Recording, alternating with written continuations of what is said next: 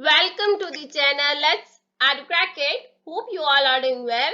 So today is our day 7 video on MCQ series and with a new chapter of banking, commercial banks and central bank, which is a part of macroeconomics. तो हम previous money का chapter हमने कल ही खत्म किया है, जिसके हमने 30 MCQs किए हैं। होप आपने वीडियोस को देखा होगा और आपको पूरी डिटेल में उनकी एक्सप्लेनेशन भी समझ में आई होगी।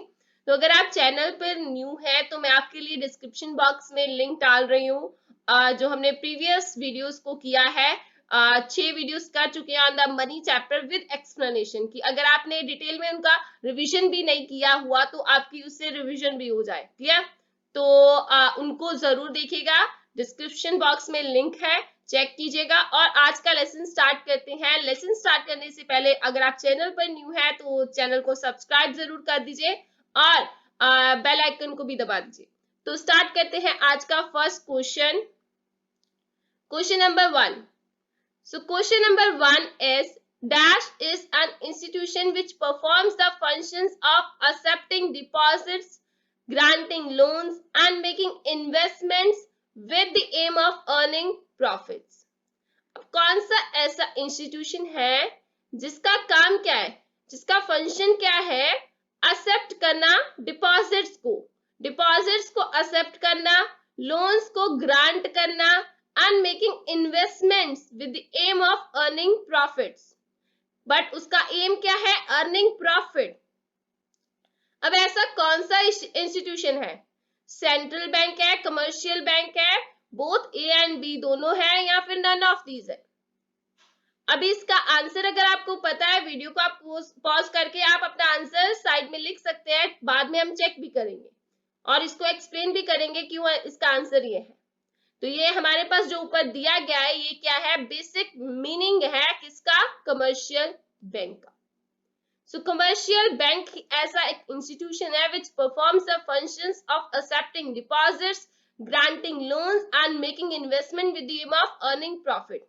आज के लेसन में हम बेसिक क्वेश्चन ही करेंगे और जैसे हमने मनी के चैप्टर में किया बेसिक टू कॉम्प्लेक्स क्वेश्चन, उसमें इस वाले चैप्टर में भी हम ऐसे ही करेंगे।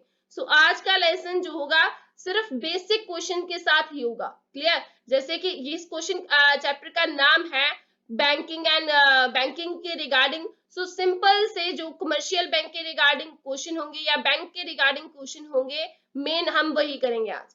अब इसका आंसर कमर्शियल बैंक क्यों है, सेंट्रल बैंक क्यों नहीं है? सेंट्रल बैंक जो है डील करता है नॉट विद नॉर्मल पीपल, वो सिर्फ कमर्शियल बैंक्स के साथ डील करता है, बैंक्स के साथ डील करता है, या फिर फॉरेन सिक्योरिटीज के साथ डील करता है, वो गवर्नमेंट के साथ डील करता है, नॉट विद द पब्लिक। कि उसका काम मेन ये नहीं होता। सेंट्रल बैंक जो है पूरे कंट्री का सेंट्रल बैंक है और उसका काम ये नहीं होता कि एक्सेप्ट करना डिपॉजिट और ग्रांट करना लोन और मेकिंग इन्वेस्टमेंट। उसके बहुत सारे और भी काम होते हैं, उसका ब्रॉडर व्यू होता है, not as a commercial bank जो कि सिर्फ उनका काम होता है एक्सेप्ट करना डिपॉजिट, ग्रांट करना लोन और मेकिंग इन्वेस्टमेंट। क्लियर? तो उसका एम कुछ और होता है, हम उस पर भी चलेंगे विद इसके डिफरेंस के साथ, और भी क्वेश्चंस बनाए हैं उन पर भी चलेंगे। तब तक के लिए आप वीडियोस को जरूर देखिए और आज के लेसन में सिर्फ हम बेसिक क्वेश्चन करेंगे और इसका आंसर अब देखिए क्या है? कमर्शियल बैंक ही है, बी। हमने जो ऊपर लिखा हुआ था क्वेश्चन में ये चीज, वो क्या है?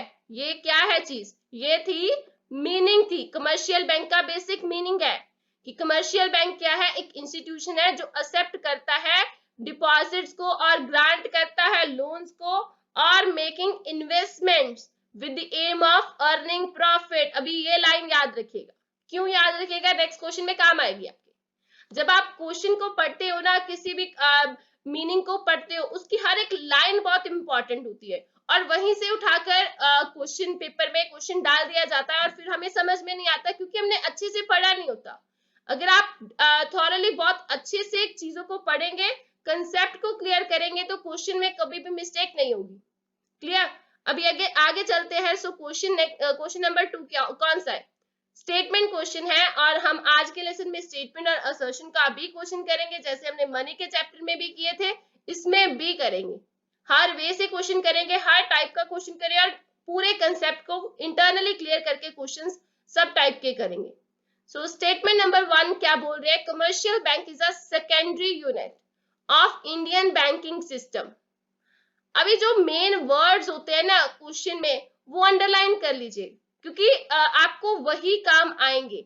जैसे इसमें मैंने अंडरलाइन कर लिया सेकेंडरी यूनिट, क्या कमर्शियल बैंक एक सेकेंडरी यूनिट है इंडियन बैंकिंग सिस्टम का। आगे बढ़ते हैं, statement number 2, commercial bank aim to social welfare for the society and this for this they offer a variety of services to their customer. अभी बोल रहे हैं कि कमर्शियल बैंक का एम है social welfare and for this they offer a variety of services, variety of services offer करते हैं, services offer करते हैं अपने कस्टमर्स को। क्या ये स्टेटमेंट करेक्ट है। अभी मैंने दो चीजें अंडरलाइन की हैं, इसमें और इसमें। इसमें मैंने किया सेकेंडरी यूनिट, स्टेटमेंट नंबर 2 में मैंने किया एम टू सोशल वेलफेयर। अभी हमने कमर्शियल बैंक का मीनिंग पढ़ा, मैंने आपको बोला था ये लाइन याद रखिएगा, ये लाइन अपने मीनिंग में याद रखनी है। कौन सी line, with the aim of earning profit. अभी कमर्शियल बैंक का बाकी बिजनेसेस की तरह एम क्या होता है, अर्न करना प्रॉफिट। वो कोई सर्विस करने नहीं आ रहा, वो कोई सोशल वेलफेयर के लिए नहीं आ रहा। तो इसका मतलब क्या है, कमर्शियल बैंक का एम जो सोशल वेलफेयर यहाँ पर लिखा हुआ है वो क्या हो गया, वो स्टेटमेंट गलत कर रहा है, स्टेटमेंट को गलत रिप्रेजेंट कर रहा है। इट मींस ये स्टेटमेंट क्या हो जाती है, गलत हो जाती है। तो सेकंड स्टेटमेंट तो हमने गलत कर दी। अभी आप चलते हैं फर्स्ट स्टेटमेंट पर। कमर्शियल बैंक क्या है, सेकेंडरी यूनिट बोल रहे, तो फिर प्राइमरी यूनिट कौन सा होगा फिर, अगर ये सेकेंडरी है तो, क्योंकि सेंट्रल बैंक तो डील करता नहीं है लोगों के साथ, कमर्शियल बैंक ही डील करता है ना पब्लिक के साथ, नॉर्मल पब्लिक के साथ। तो फिर प्राइमरी यूनिट अगर कमर्शियल बैंक भी नहीं हो, कमर्शियल बैंक नहीं हो सकता, तो फिर क्या सेंट्रल बैंक होगा, नहीं, क्योंकि वो तो पब्लिक के साथ डील ही नहीं करता ना। प्राइमरी प्राइमरी तो वही होगा ना जो लोगों के साथ डील करेगा, मेन जो पार्ट है कंट्री का, तो कमर्शियल बैंक तो मेन पार्ट है, कमर्शियल बैंक तो एक कंट्री का मेन पार्ट है। इट मींस ये सेकेंडरी जो उन्होंने लिखा हुआ है स्टेटमेंट में सेकेंडरी यूनिट, क्या वो करेक्ट है, नहीं, वो भी इनकरेक्ट हो जाती है। इसका मतलब क्या है, statement number 1 and 2 both are incorrect. So हमारा आंसर क्या हो जाता है फिर, ऑप्शन नंबर ए लिखा हुआ है statement 1 is correct but statement 2 is incorrect, statement 2 is correct but statement 1 is incorrect, both statement 1 and 2 are correct and both statements 1 2 are incorrect। तो हमारा ऑप्शन हो जाता है डी करेक्ट।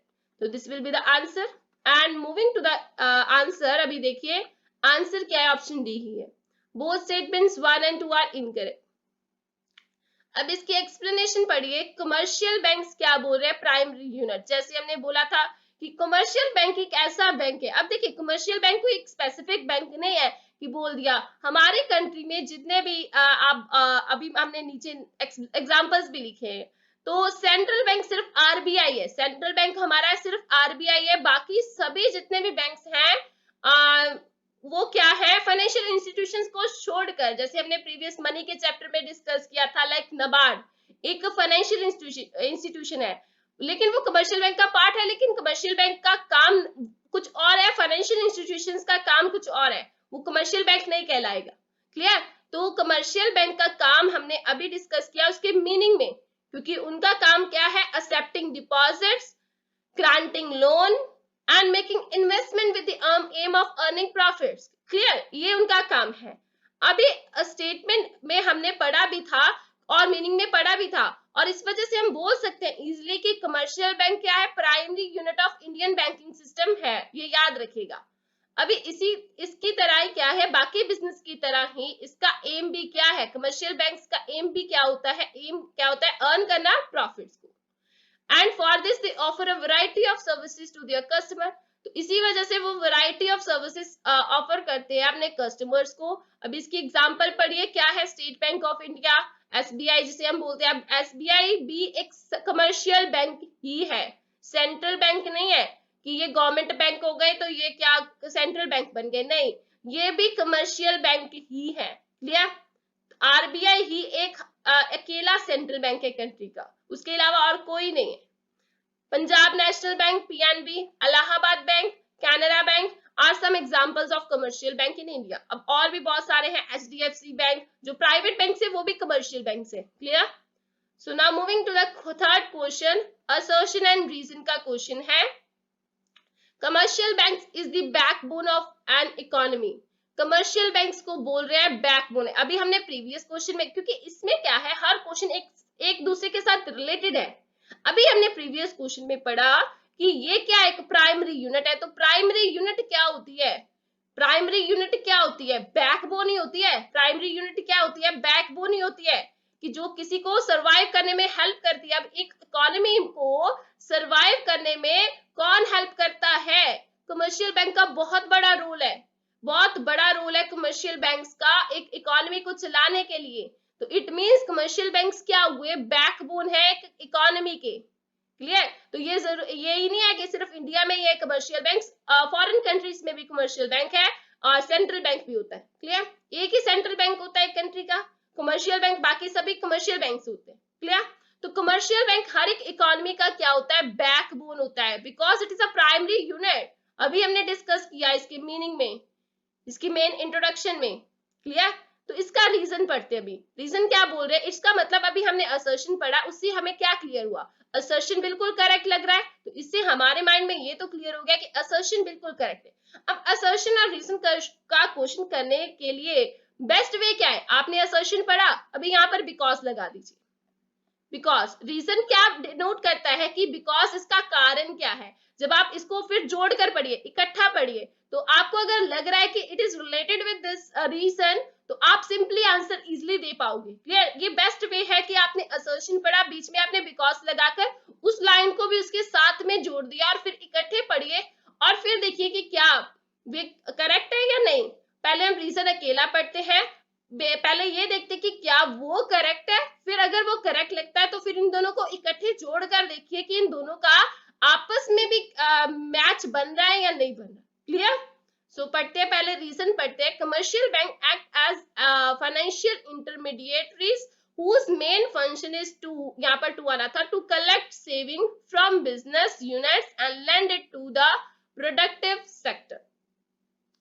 अब जैसे कीवर्ड्स मैंने बोला है कि अगर कोई लाइन लंबी है या समझ में नहीं आ रही, तो आप उसमें कीवर्ड अंडरलाइन कीजिए उसको समझने के लिए। कमर्शियल बैंक क्या कर रहा है, एक्ट कर रहा है एज अ फाइनेंशियल इंटरमीडिएटरीज। तो फाइनेंशियल इंटरमीडिएटरीज का काम क्या होता है, पैसे से रिलेटेड है, बीच में वो इंटरमीडिएटरी बीच वाला पर्सन होता है, इन बिटवीन पर्सन होता है। तो commercial bank in between mediatory ही है ना। पब्लिक आती है, उसके पास पैसा देती है, वो आगे किसी को देता है, लोन देता है, तो it means it is a intermediatory. Clear? Intermediatory है ना। अब उस बोल रहा है कि हुज मेन फंक्शन, उसका मेन फंक्शन क्या है, to collect saving from business unit, saving collect करना from business unit and lend it to the productive sector, और प्रोडक्टिव सेक्टर को लेंड कर देना। तो क्या ये लिखी हुई चीज उसका मेन फंक्शन करेक्ट लिखा हुआ है, उसका मेन फंक्शन बोल रहे हैं टू कलेक्ट सेविंग, सेविंग तो कलेक्ट करता है, ये तो हमें पता है, कमर्शियल बैंक से सेविंग्स को कलेक्ट करता है। दो टाइप के अकाउंट बनाता है, saving account and current account. Current account वो डिनोट करता है फॉर बिजनेस पर्पस के लिए, बिजनेस पर्पस के लिए जो करंट अकाउंट होता है वो सेविंग पर्पस के लिए नहीं होता। सो यहां से हमें क्लियर हो रहा है। अभी देखिए मैंने जो लाइन बोली कि जो करंट अकाउंट होता है वो सेविंग पर्पस के लिए नहीं होता, वो बिजनेस पर्पस के लिए होता है। तो यहाँ पर लिखा हुआ है to collect savings from business unit. Business unit तो करंट अकाउंट के लिए चलते हैं, सेविंग अकाउंट के लिए नहीं। सेविंग के लिए क्यों, सेविंग क्यों डिपॉजिट कराएंगे बैंक्स में, सेविंग क्यों करेंगे बिजनेस यूनिट, उसके लिए तो वो अलग से सेविंग अकाउंट बना सकते हैं ना। तो क्या जो मेन फंक्शन है कमर्शियल बैंक का, सेविंग फ्रॉम बिजनेस यूनिट, ये लाइन जो लिखी हुई है, saving unit, saving from business unit and lend to productive sector. Productive sector तो को लैंड तो करता है, प्रोडक्टिव सेक्टर मतलब जहां पर जरूरत है, जिसमें उसको लग रहा है कि it is productive, it is beneficial, वहां पर वो लैंड करेगा कमर्शियल बैंक। लेकिन ये जो चीज लिखी है saving from business unit, from business unit, क्या ये करेक्ट है, नहीं, ये इनकरेक्ट हो जाती है, क्योंकि saving from normal public unit करेगा, from the household sector करेगा, not from business unit. Business unit से वो सेविंग नहीं करेगा। क्लियर? कलेक्ट, क्योंकि बिजनेस यूनिट के लिए, बिजनेस यूनिट तो बिजनेस पर्पस के लिए वो करंट अकाउंट बनाते हैं, सेविंग अकाउंट तो बनाते ही नहीं है। क्लियर? सो ये माइंड में रखते हुए कि ये चीज गलत है तो हम बोल सकते हैं रीजन ही गलत है, फिर बिकॉज का तो सवाल ही पैदा नहीं होता, तो फिर लिंक करने का मतलब ही नहीं होता, रीजन ही गलत हो गया। क्लियर? तो करेक्ट एक्सप्लेनेशन वाली ऑप्शन पर हम तब चलते हैं जब रीजन करेक्ट होता है। क्लियर? ये याद रखिएगा। तो अभी रीजन गलत हो गया, बिकॉज लगाने का कोई मतलब नहीं है, असर्शन करेक्ट है, तो हमारी ऑप्शन कौन सी करेक्ट हो जाएगी? सो ऑप्शन देखिए, ऑप्शन ए में रीजन और असर्शन दोनों को ट्रू बोल रहे हैं और करेक्ट एक्सप्लेनेशन बोल रहे हैं रीजन की विद असर्शन, तो ये तो इनकरेक्ट हो जाती है statement. Both assertion and reason are true but reason is not correct explanation of assertion, ये भी इनकरेक्ट हो जाती है। Now moving to the C option, assertion is true but reason is false. अब ये स्टेटमेंट बिल्कुल करेक्ट है, ये स्टेटमेंट, क्योंकि असर्शन हमने देखा बिल्कुल ट्रू था बट रीजन फॉल्स है, तो ये स्टेटमेंट करेक्ट है और डी ऑप्शन गलत हो जाती है इस वजह से। ना आंसर चेक करिए, अब इसका आंसर है ऑप्शन सी ही, reason is assertion is true but reason is false. अब इसकी एक्सप्लेनेशन पढ़िए, बहुत अच्छे तरीके से बनाई गई है, हमें पता है कि हमने प्रीवियस क्वेश्चन में पढ़ा था। तो देखिए यहाँ पर हमने लिखा है बैकबोन, बैकबोन का मतलब है प्राइमरी यूनिट है। क्लियर? क्योंकि प्राइमरी यूनिट है इस वजह से ये बैकबोन है इकोनॉमी की। कमर्शियल बैंक क्या है? एक बैकबोन है इकोनॉमी की, और ये क्या करता है, हाउस होल्ड सेक्टर सेव करता है part of its income which is made available to the productive sector for further investment. Household sector क्या करता है, बैंक के पास जाता है, नॉर्मल पीपल पब्लिक जो होती है वो बैंक के पास जो सेविंग करती है उसी सेविंग से, लाइक एफडी अगर करवाती है उसी सेविंग से, एफडी से या लॉन्ग टर्म सेविंग से बैंक्स क्या करते हैं, आगे लोन प्रोवाइड करते हैं प्रोडक्टिव सेक्टर्स को, जिसको भी जरूरत है, जहां पर बैंक को लगता है it is beneficial to give them loan. Clear? तो वहां पर वो लोन्स प्रोवाइड करते हैं लोगों को। So household sector saves a part of its income which is made available to the productive sector for further investment, आगे investment करने के लिए। क्लियर? सो कमर्शियल बैंक क्या करता है, अभी आगे आने वाले क्वेश्चन में ये बहुत इंपॉर्टेंट बात रखिएगा कि ये जो हम लोन के रिगार्डिंग बात कर रहे हैं इससे आगे क्वेश्चन आने वाला है और बहुत इंपॉर्टेंट क्वेश्चन है, इसको याद रखिएगा। So commercial bank act as a financial intermediaries whose main function क्या है, collect saving from household sector, जिसका काम क्या है, household sector से saving collect करना, because household sector he save करता है part of their income। जब एक business unit भी saving account खुलवाता है और सेव करता है, वो हाउस होल्ड सेक्टर ही बन जाता है, वो बिजनेस पर्पस के लिए अलग अकाउंट खुलवाता है। क्लियर? तो उसको करंट अकाउंट बोलते हैं।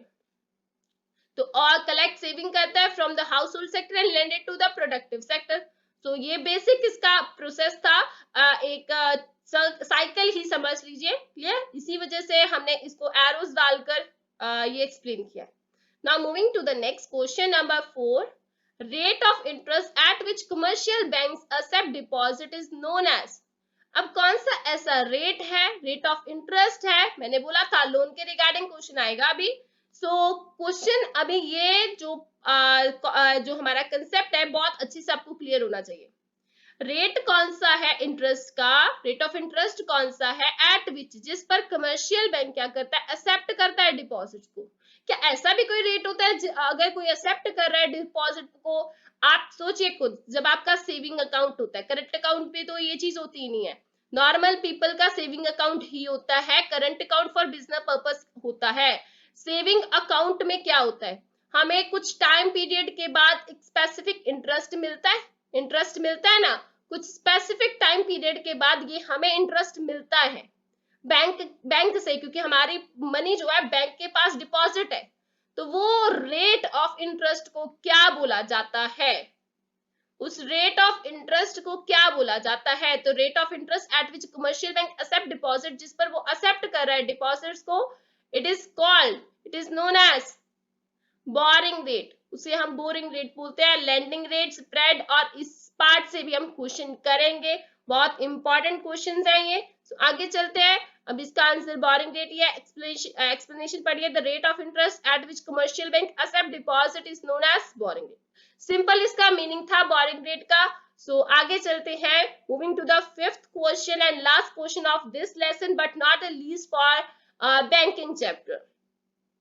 सो नाउ वेरी सिंपल क्वेश्चन, अभी हमने बोरिंग रेट से क्वेश्चन किया, अभी अगला पार्ट से क्वेश्चन करेंगे। क्लियर? तो rate of interest at which bank lent out their reserves to the investors is called. अब रेट ऑफ इंटरेस्ट ऐसा कौन सा है जिस पर बैंक अपना लैंड आउट करता है, उधार देता है पैसा, for their reserve to the investors, investors को अपने रिजर्व से पैसा उधार देता है, लैंडिंग रेट बोलते हैं उसे। So this is the landing rate, ये बेसिक मीनिंग है लैंडिंग रेट का। क्लियर? बहुत इंपॉर्टेंट क्वेश्चन है, छोटे छोटे क्वेश्चन है, मीनिंग के क्वेश्चन है, ये आपको हमेशा याद होने चाहिए। क्लियर? तो इस हिसाब से ये गलत हो जाता है, और ये भी और ये भी। अभी स्प्रेड क्या है, स्प्रेड के रिगार्डिंग हम अगले लेसन में क्वेश्चन करेंगे। याद रखिएगा कि ये टॉपिक्स बहुत इंपॉर्टेंट, ये बेसिक क्वेश्चंस है। आपको इनके बारे में पता होगा तभी आप अगले लेसन जो आगे आने वाला लेसन है इसी में आपको उसके कंसेप्ट क्लियर होंगे। क्लियर? तो लैंडिंग रेट इसका आंसर है, rate of interest at which bank lend out their reserves to the investors is called lending rate. Simple question था, बेसिक क्वेश्चन था। होप आपको आज का लेसन अच्छा लगा होगा। तो अच्छा लगता है तो प्लीज वीडियो को लाइक और शेयर जरूर कीजिएगा, और चैनल को सब्सक्राइब करना मत भूलिएगा। और मिलते हैं कल वाले लेसन में with next 5 questions of banking chapter. तो देखते रहिएगा वीडियो। Thank you.